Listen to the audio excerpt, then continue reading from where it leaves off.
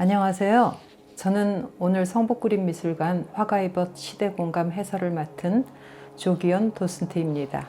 이번 화가의벗 시대공감전은 한국 근현대 미술사의 주요 작가인 윤중식, 박수근, 이중섭을 함께 조망해보고자 기획된 전시입니다. 국민화가로 불리는 박수근 그리고 이중섭은 누구나 한 번쯤 들어보셨을 텐데요. 그렇다면 나머지 작가인 윤중식은 어떤 작가였을까? 제가 잠깐 소개를 해드리겠습니다. 윤중식은 성북구와 깊은 인연이 있는 작가입니다. 평양 출신인 윤중식은 월남 이후 피난 생활을 거쳐서 1963년부터 성북동에서 50년 이상 거주를 하면서 화업을 일구었습니다. 그리고 자택에서 생을 마쳤습니다.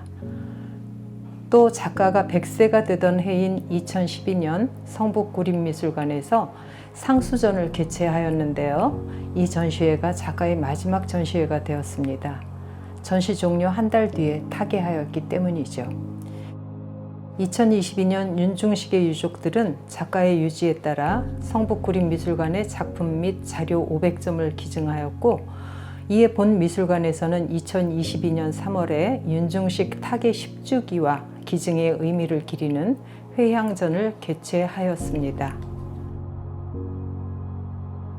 이번 화가의벗 시대공감전에서는 첫째, 세 작가가 활동했던 시기의 시대적인 감성과 화풍을 느껴보고, 둘째, 세 작가가 초기 서양화를 받아들이면서 시도했던 다양한 조형적 실험을 살펴보고, 셋째, 예술의 동지이자 벗으로 교유했던 기록을 살펴본다면 일제강점기부터 한국전쟁 이후까지 어려웠던 시대를 거치며 예술활동을 이어나간 세 작가의 작품 세계에 깊은 애정을 가질 수 있으리라고 생각됩니다.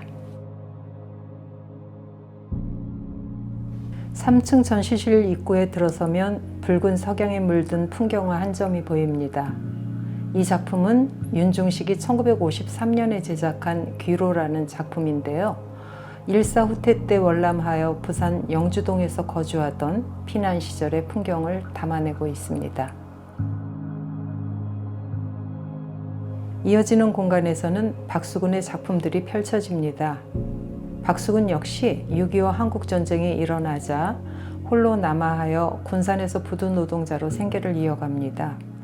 상경하여 창신동에 자리 잡은 박수근은 2년 후에 가족을 만나게 됩니다. 둥근 벽면에 위치한 박수근의 산책을 보시겠습니다. 박수근은 1950년대 초까지는 절구지라는 여인이나 초가가 있는 풍경을 주로 그렸습니다. 그러다가 1956년경부터 나무를 화면의 중심에 과감하게 배치하면서 구도의 변화를 줍니다. 이 작품 속의 나무는 양구 공립보통학교 재학 시절에 박수근이 학교 뒤 언덕 위에 올라 스케치하던 느릅나무의 형상을 나타내고 있습니다.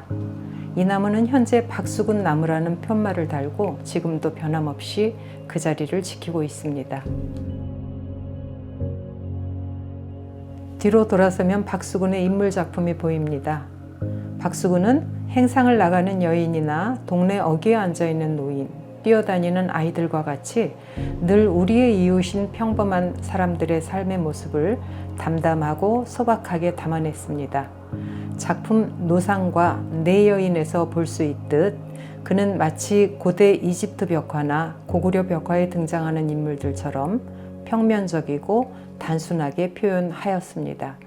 박수근은 평범한 이들의 삶에 고대인들의 바람이었던 영원성을 부여하고 싶었던 걸까요? 다음은 박수근의 연필 드로잉 그리고 그와 거의 유사하게 그려진 유화 작품입니다. 작품 언덕이 풍경을 보시면 앞의 작품들에서처럼 단색조로 이루어진 색감, 평면적인 형태, 그리고 오돌도돌한 질감으로 표현이 되었는데요. 이는 모두 미석 화풍의 특징입니다. 미석은 평안남도 도청서기로 일했던 박수근이 평양 시절부터 사용했던 박수근의 호입니다. 당시 미국 대사관 문정관으로 한국에 온 핸더슨의 부인인 마리아 핸더슨은 박수근의 작품을 보고 한국 도자기를 연상시키는 침잠한 백색과 조용한 톤이라고 극찬을 했고요. 동료 작가들 또한 서양의 유화를 가장 한국적으로 표현한 작가라고도 하였습니다. 이어지는 작품은 박수근의 창신동 풍경입니다. 박수근은 1952년 서양 화가 이상우의 소개로 미군 PX에서 초상화를 그리며 생계를 이어나갔습니다. 그는 그때 번 돈으로 1년이 채 안 되어 창신동에 자신의 집을 마련하였습니다. 이후 창신동에 머물렀던 약 10년간은 박수근의 전성기라고 할 정도로 그는 이 시절 주옥같은 작품들을 많이 제작하였습니다. 한편 PX에서 근무하던 시기에 그는 박완서를 만나게 되었는데 박완서는 훗날 박수근을 모델로 한 소설 남옥을 발표하면서 소설가로 데뷔하였습니다. 이어지는 파란색 벽면에는 이중섭이 사실적으로 묘사한 풍경화 2점이 있습니다. 이중섭은 부산, 제주도, 통영, 진주, 마산, 대구, 서울 등 여러 곳을 전전하며 작품 활동을 하였습니다. 이중섭의 바다가 보이는 풍경은 그가 제주도에 머물던 시절 서귀포 앞바다의 섭섬이 보이는 풍경을 그린 작품으로 이와 유사한 풍경을 여러 점 그렸습니다. 다음 작품은 이중섭의 외관성당 부근입니다. 이 작품은 이중섭이 세상을 떠나기 1년 전인 1955년에 그린 그림입니다. 외관은 그의 절친인 구상 시인의 집이 있는 곳이자 어머니와 함께 살았던 고향 원산에 자리한 성당이 정치 이념을 피해 내려온 곳입니다. 이 작품은 이중섭의 작품 중 사실적으로 묘사한 최후의 풍경화로 알려져 있습니다. 뒤로 돌아서면 이중섭의 선묘 작품 3점이 있습니다. 이중섭과 가족들은 1950년 12월 고향인 원산을 떠나서 제주, 부산에서의 피난 생활을 이어나갔지요. 1952년 7월 이중섭의 부인과 아이들이 일본의 친정으로 건너갔습니다. 그는 약 1년 후에 도쿄에 있는 아내의 집을 방문해서 6일 정도 머물다가 돌아온 이후로 영영 가족들과 만나지 못했습니다. 7년간 함께 살고 70년간 헤어져 살았던 중섭의 부인 이남덕 야마모토 마사코 여사는 2022년 101세로 세상을 떠났습니다. 특히 이중섭에게 제주에서 머물렀던 1년 동안은 비록 가난하고 힘들었을지라도 네 식구가 함께한 행복했던 시절이었습니다. 가장 오른쪽에 위치한 이중섭의 바닷가 아이들은 1952년부터 53년 사이에 제작된 것으로 피난생활 중에 그린 작품입니다. 또 나란히 걸린 작품 애들과 물고기와 개, 물고기와 노는 아이들은 선과 색이 잘 어우러진 작품으로 제주도에서 가족들과 행복했던 시절을 그렸습니다. 또 아이들에 대한 그리움 담겨 있는 그림 편지이기도 합니다. 여기서 잠깐 이중섭과 성북과의 인연을 소개해 드리겠습니다. 1955년 병세가 악화된 이중섭은 유석진 원장이 성북구에 개원한 성베드로 신경정신과 병원에 입원해서 그림 치료를 받았습니다. 증세가 일시 호전되자 그는 과수원의 화가 이대원과 함께 성북동의 김한기 자택을 방문하기도 했습니다. 이후 이중섭은 12월에 퇴원해서 박고석이 살고 있던 정릉으로 옮겨 한묵 등과 생활하면서 약 6개월간 잡지 사파와 표지화를 다수 제작합니다. 7월 초순 거식증 및 정신분열 증세를 보이더니 7월 중순엔 간염 진단을 받았습니다. 적십자병원에 입원한 이중섭은 결국 9월 6일에 무연고자로 사망합니다. 그의 유골은 망우 역사문화공원의 일부가 안치되었고 일부는 박고석이 성북구 정릉동 계곡에 뿌려주었으며 나머지는 시인 구상이 사망한 이듬해에 일본에 있는 마사코에게 전달하였습니다. 이중섭, 그는 결핍이 많았던 화가입니다. 하지만 이중섭은 결핍을 채워야 할 대상이 아니라 작품 활동을 하는 에너지로 사용했죠. 이어지는 흰색 벽면에는 윤중식의 작품들이 있습니다. 윤중식은 색채의 화가로 잘 알려져 있습니다. 그도 그럴 것이 일본 유학 시절 윤중식의 스승이 앙리 마티스의 제자였거든요. 앙리 마티스가 색채의 마술사이니 색채의 화가라는 별칭이 저절로 얻어진 것은 아니겠죠? 석양의 빛으로 물든 나무가 우리의 눈길을 사로잡습니다.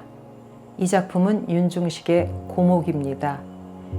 석양의 화가라는 윤중식의 별칭처럼 이 작품 역시 보는 이들에게 강렬한 색채를 통해 깊은 인상을 남기고 있습니다.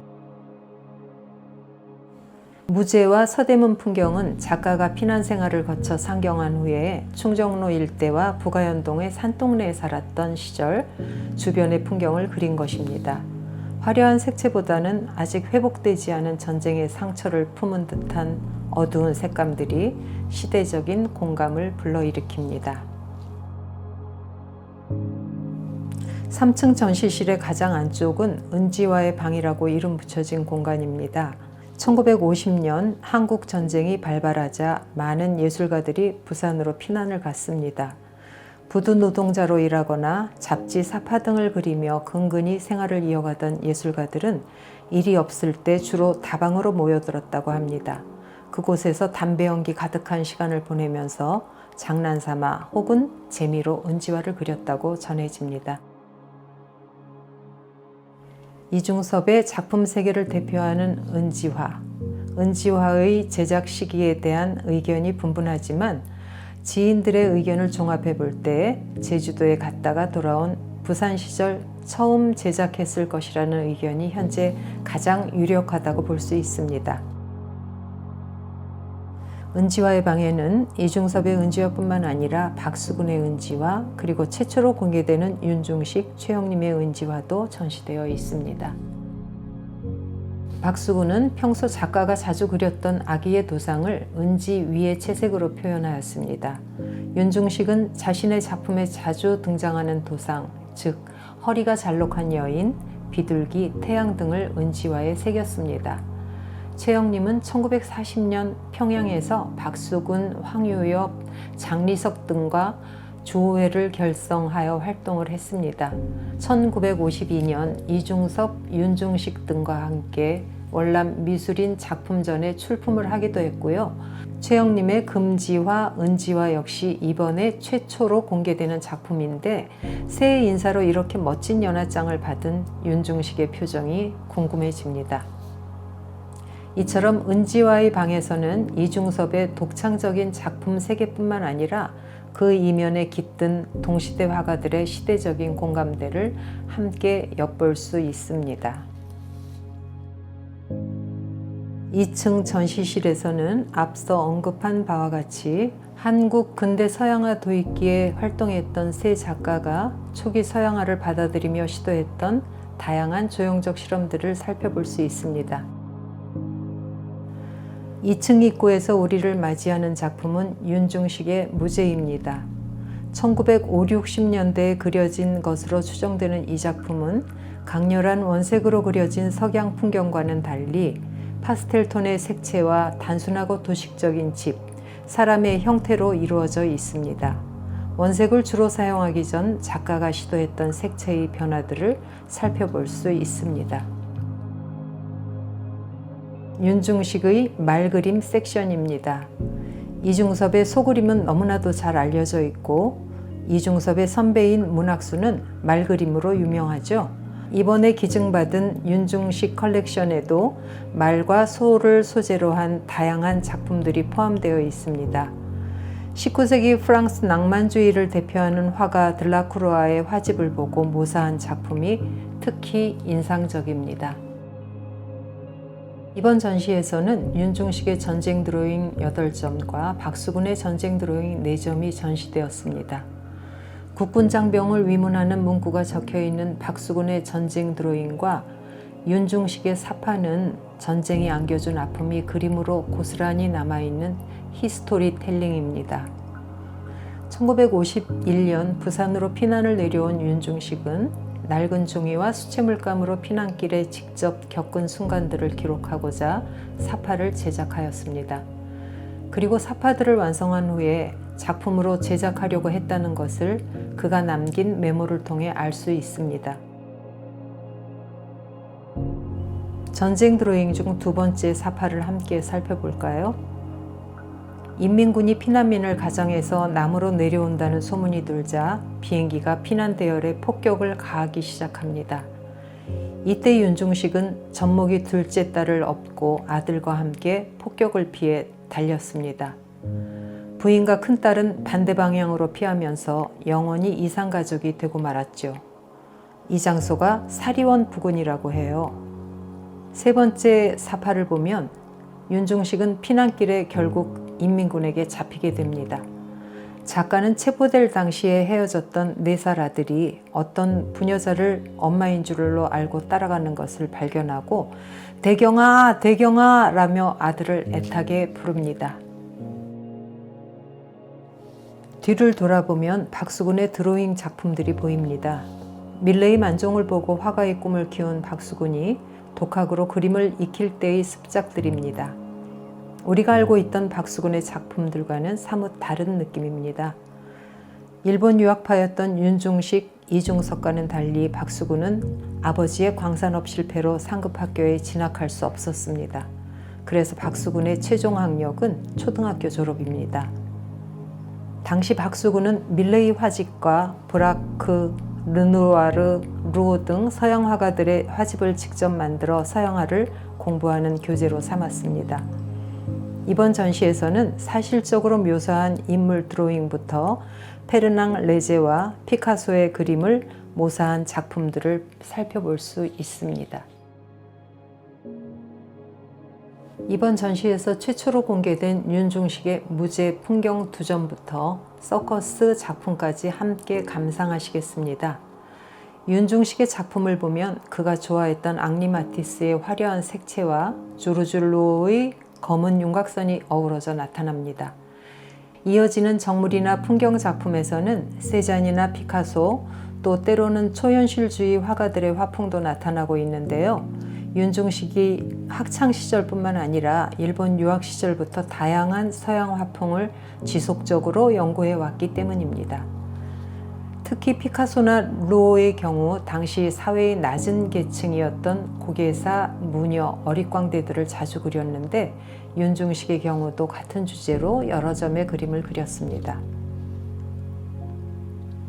이중섭은 다음과 같이 언급하였습니다. 나는 마티스나 드랭을 거치는 동안 체질적으로는 포비즘이 마음에 들었습니다. 3층에서 감상했던 작품과는 달리 가족과 해변의 가족, 이 두 작품은 야수파 스타일로 그려진 작품입니다. 자유분방한 그의 천성처럼 거칠고 강한 붓터치로 그려진 작품입니다. 이어지는 벽면에는 이중섭의 새, 윤중식의 새, 박수근의 새 작품이 함께 어우러져 있습니다. 작품 환희에 나타나는 닭 혹은 봉황의 이미지는 고구려 고분 벽화와 많이 닮았는데요. 이는 이중섭의 어린 시절 평양 부립박물관의 고분 벽화실을 관람하게 된 것이 한국적인 요소와 정체성에 대해 고민하는 기회가 되었기 때문입니다. 이를 두고 미술사학자 최열은 이중섭의 새들은 까치, 까마귀, 비둘기, 갈매기 같기도 하고 오리나 봉황 같기도 하다라고 표현을 했습니다. 이번 전시에서는 윤중식이 표현주의 화풍으로 그린 새와 추상적으로 그린 새 작품을 최초로 공개하였습니다. 윤중식의 부모님은 평양에서 정미소와 미곡장을 운영하였기 때문에 마당에는 많은 새들이 날아들었다고 해요. 그는 직접 비둘기집을 만들어 처마 밑에 달아두기도 했고 100여 마리의 비둘기를 기르기도 했습니다. 윤중식의 풍경에 자주 등장하는 비둘기는 그의 마음속 고향이자 평화와 사랑을 상징합니다. 창신동 박수근의 집 처마에는 제비가 둥지를 틀고 살았습니다. 박수근은 마루를 화실로 썼기 때문에 제비들이 배설물을 안방이며 마루에 또 그림에까지 발라놓았다고 해요. 그런데 아들인 박성남 화백의 증언에 의하면 당시 그 배설물이 얼핏 보면 마치 그림의 일부인 것처럼 아버지 작품의 주조색과 매우 흡사했다고 합니다. 이외에도 아카이브 섹션에는 1950년대 세 작가의 활동 관계를 살펴볼 수 있는 자료들이 전시되어 있습니다. 윤중식이 피카소처럼 다양한 도기, 그릇, 물건에 그린 작품과 피카소 스크랩북도 볼 수 있습니다. 지금까지 한국 근현대 미술사의 굵은 획을 그은 세 작가의 작품 세계를 세 가지 관점으로 감상해 보았습니다.